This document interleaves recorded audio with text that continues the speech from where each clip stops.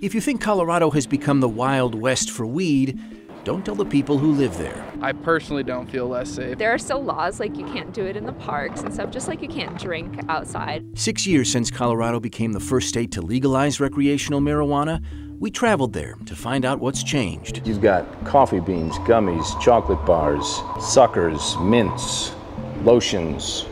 Yes. Most of the people we talked to said not much. It's very well controlled. I think most people will be surprised at who goes in and purchases recreational marijuana.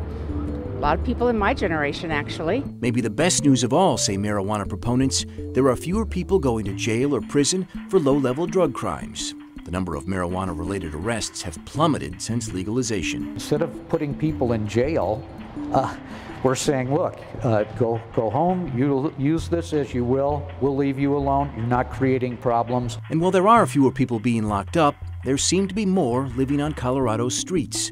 Liz Gilardi has been covering marijuana legalization for our station in Denver. We do have a rising homeless population. There is that statistic that's been thrown out there about that it's tied to marijuana. At the St. Francis Center in Denver, Tom Luers and his team help more than 700 homeless men, women, and children every day. Are some of those people who came to town just because they needed marijuana? We think so. A recent survey of 7 city and county jails in Colorado showed that a third of homeless inmates reported coming to Colorado, at least in part, for legal marijuana. And then there are the health risks. Much of the pot being produced in Colorado is more potent than marijuana from only a few years ago. THC, marijuana's psychoactive component, may have averaged 4% in the 90s. Today, some products contain as much as 90%. 84% of the marijuana in Colorado is being consumed by 20% of the consumers. Those are problem users. Ben Court lives in Boulder, Colorado, and used to abuse alcohol and marijuana.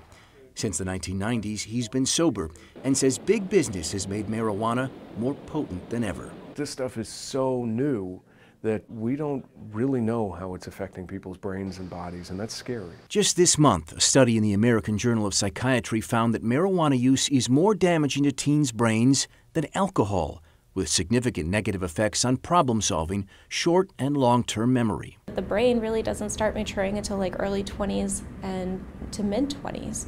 And so when we expose it to any kind of substances, there always can be changes. So with all that being said, 6 years later, would voters approve legalization again? Most polling says absolutely. Everyone that comes to Denver thinks we're going to have all these horrible things with people smoking pot and doing crime up and down the 16th Street Mall, and as you see, that is not the case at all.